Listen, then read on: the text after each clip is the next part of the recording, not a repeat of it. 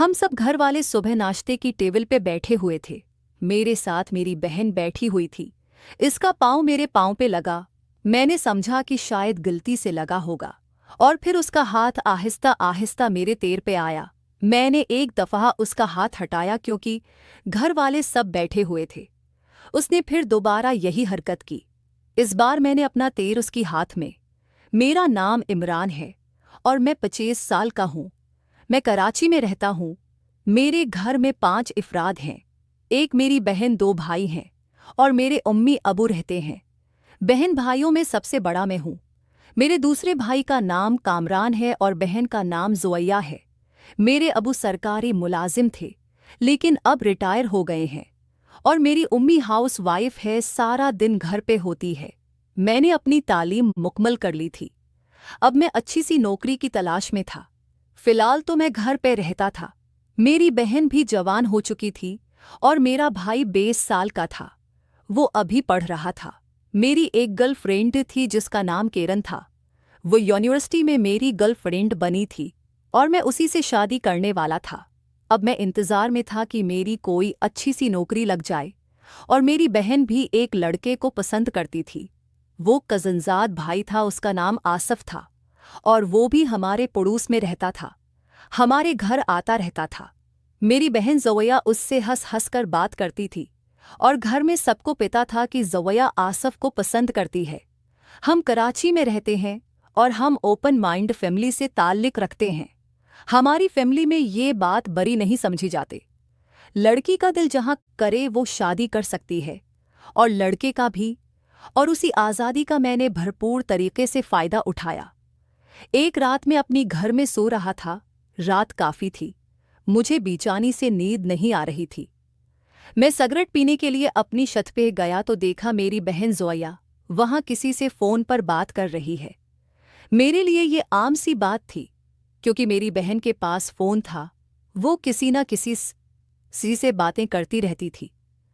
मैंने सीरियस नहीं लिया, लेकिन जैसा ही मेरे कानों में आवाज़ पड़ी कि वो किस कस्म की बातें कर रही है, मैं समझ गया कि वो ज़रूर आसिफ से बातें कर रही होगी।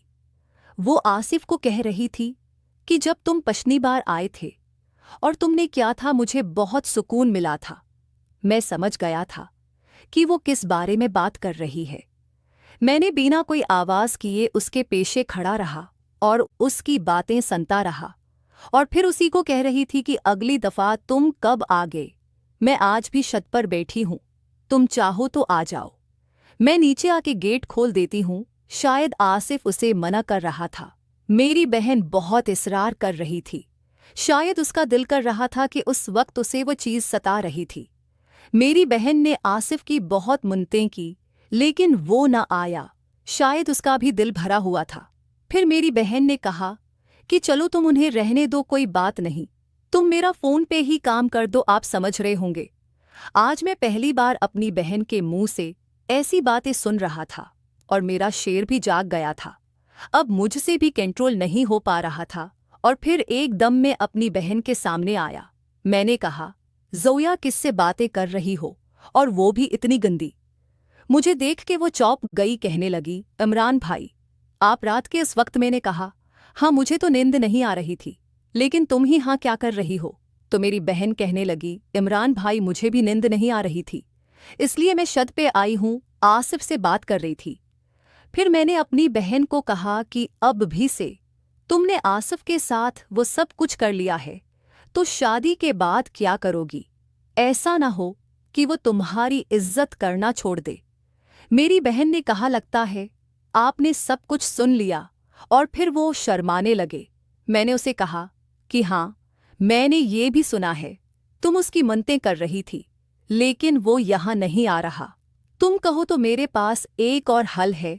वो कहने लगी, वो क्या इमरान भाई? मैंने उसे कहा कि तुम चाहो तो मैं तुम्हें सुकून दे सकता हूँ। वो एकदम शॉक हो गई, कहने लगी, आप ये कैसी बातें कर रहे हैं? आप तो मेरे भाई हैं। फिर मैंने कहा, ज़ुवैया, अब ज़माना बदल गया है, अब ये मामूली बातें हैं, तुम चाहो तो ठीक है, वरना कोई ज़ोर ज़बरदस्ती नहीं है। और फिर उसने बिना कोई जवाब दिए नीचे चली गई। वो जैसे नीचे गई तो मैं डर गया। मैंने सोचा कि ये मैंने क्या बोल गया, वो कहीं अम्मी और अबू को न बता दें। उसके बाद मैं काफ़ी पछता रहा था कि मुझे अपनी बहन से ऐसी बात नहीं करनी चाहिए थी, लेकिन क्या करता, अब जो होना था वो हो गया था। उसी तरह मैंने शक पर 2 से 3 सिगरेट पी और फिर मैं भी नीचे आके अपने कमरे में सो गया। आज मैं उठा तो मेरी बहन का मूड कुछ अजीब सा था। वो शायद मुझसे नाराज थी रात वाली बात से, लेकिन मेरे लिए ये कोई इतनी बड़ी बात नहीं थी, क्योंकि मेरे दोस्त ने मुझे बताया था कि वो भी अपनी बहन के साथ ये सब करता है। इसलिए मैंने दिल बढ़ा करके अपनी बहन को बोल दिया था और फिर मैंने अपनी बहन के नंबर पर मैसेज गया। मैंने कहा, अगर तुम्हें रात वाली बात बुरी लगी हो तो मैं तुमसे माफ़ी मांगता हूँ, आइंदा मैं ऐसी हरकत नहीं करूँगा। मेरी बहन अपने रूम में थी और मैं अब नाश्ता करके अपने रूम में आ गया था। फिर मेरी बहन का मैसेज में जवाब आया। उसने कहा कि मुझे बुरा तो नहीं लगा, बस मुझे अजीब लग रहे क्योंकि आप मेरी भाई हो। फिर मैंने उससे कहा कि ज़ोया कोई बात नहीं, मैं भाई हूं तो अच्छी बात है ना, घर में किसी को शक भी नहीं पड़ेगा कि हमारा कौन सा रिश्ता चल रहा है। फिर वो कहने लगी, भाई मुझे सोचने का वक्त दो। मैंने कहा, सोचने की क्या बात है। फिर ज़ोया कहने लगी, अगर कामरान ने बोला तो मैं क्या उसके साथ भी ये काम करूंगी। मैंने उससे कहा कि नहीं, वो नहीं बोलेगा, और अगर बोले तो तुम मुझे बताना। उसने कहा चलो ठीक है। और फिर उसी तरह शाम भी हो गई।